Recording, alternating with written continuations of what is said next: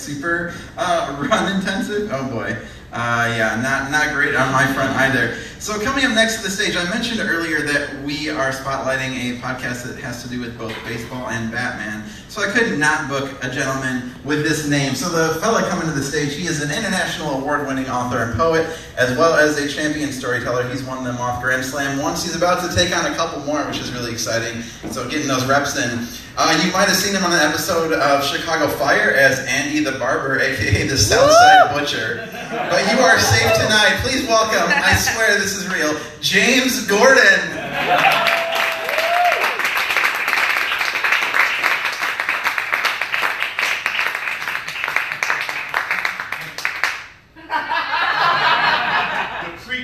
The precursor of things to come. And I know the current champion in Chicago is watching because that's what he does. So just in case you are a little man, I'm coming.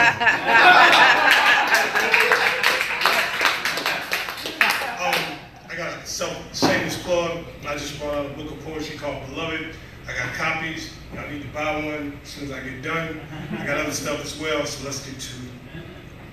I opened up the email and it said Moth Story Slam. Congratulations, champ. You and 9 other Story Slam champions will go into the Grand Slam on November 2nd, 2016. The date was actually irrelevant because I had seen this particular email 3 times previous. And with some trepidation, I wasn't sure what my answer was going to be. Because the 3 times previous, I answered the affirmative, yes, yes, yes. And it failed in my attempt to win each of 3 times, and my prevailing thought was, I'm not going to be the Buffalo Bills. For those of you who don't know, the Buffalo Bills were extremely dominant in the 90s. They led the league in scoring and offense, and they were good enough to run through the AFC, but each time they got to the Super Bowl, especially number 1, when Scott Norwood hit the field goal left. And it's just been disaster for the next 3 Super Bowls afterwards. I did not want to be the Buffalo Bills. And I sat there, looked at the email, and gave the affirmative, yes, I will be there. I prepped for the theme, which was Out of Bounds, and I had the perfect story, or so I thought. And one thing you had to consider was who else was in the Grand Slam, and the reigning champion, who had won twice previous, was in there. I had held the Story Slam edge over him, but when it came to the Grand Slams, I was 0-2. And he was primed and ready for the third one. I didn't know if I could stop him. November 2nd was the day, and coincidentally, the Cubs, our Chicago Cubs, who had been down 3-1, had crawled back into the World Series against the Cleveland Indians and tied it up 3-3, and Game 7 was the same night. So while most people were sitting in there listening to the stories, they were looking at their phones, watching the score as well. I picked number 6, a great number to pick. You never want to pick number 1 through 5, and then there's a break, and there's 6, and the judges have usually loosened up, had a couple of drinks, and then you can score better in the second half. So I was right where I needed to be. But the order had the reigning champion. I didn't want to be the Buffalo Bills. The first 5 stories went, and they dragged a little bit, and the guy in the lead, his score wasn't as high as it should have been, and I knew if I could just score high enough, I could do it. And they called my name, it's my turn, and I came out with my normal flair. Ric Flair. Okay, right, yeah. And I came out and I delivered the story, and the story was about when I was a teacher and I saw another teacher punch a student, and I had to choose between getting tenure or turning this teacher in. And of course, I turned the teacher in. Rousing applause, and they gave out my scores, 9.7, 9.6, 9.0. I had taken a commanding lead with the reigning champion coming behind me. He took the stage, and I sat there tapping my feet nervously, which I normally don't do, but I said, I just have to get past him.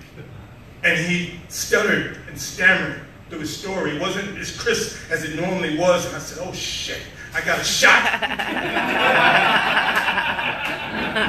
At this time, the Cubs were up 5-1, cruising to a World Series assured comeback 3-1 victory.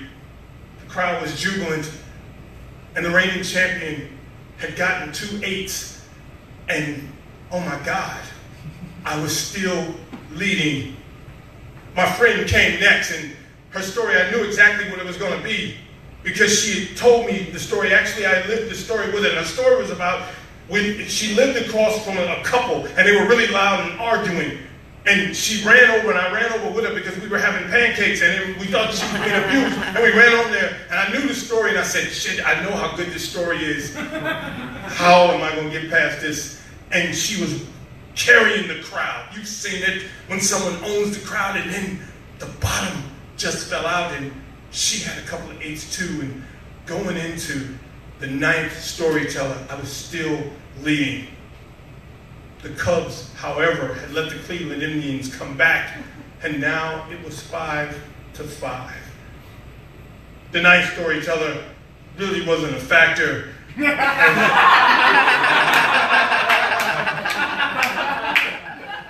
Wasn't. I had the scouting report, he wasn't. And now I went into number 10, leading. The reigning champion, who would soon not be the champion, leans over and says, hey, I don't mean to tell you this, but the next guy coming up, he was 10th when I was leading, and he came back and he won. But also, you've seen him before. I said, yeah. He says, have you ever watched Big Brother? I said, yeah, I love the show. He said, that's Andy Herring. I said, oh, shit. Are you serious? The winner of Big Brother's here tonight? I didn't even know. He wasn't on the scouting report.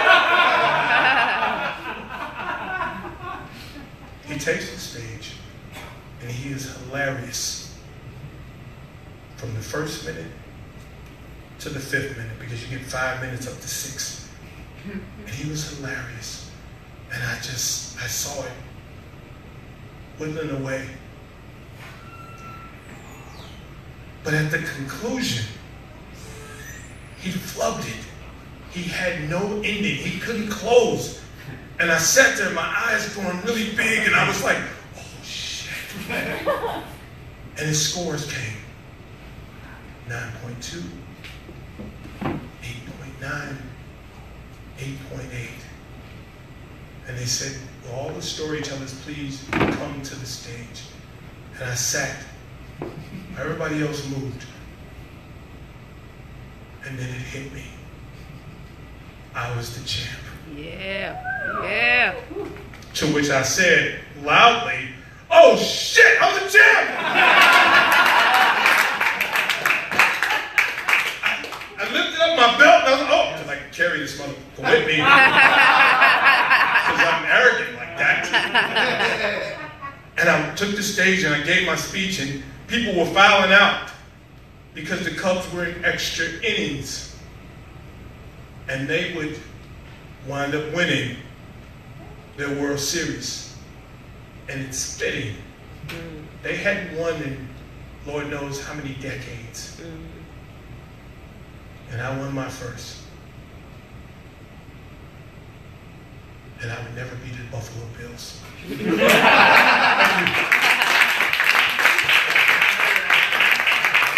James Gordon, everybody, give it up. So, 2 things. I've never seen anyone cut a promo on our show before. That was awesome. I hope whoever's scouting you is afraid for their lives, James. Yeah. Better take that. Second, Zach, did you mention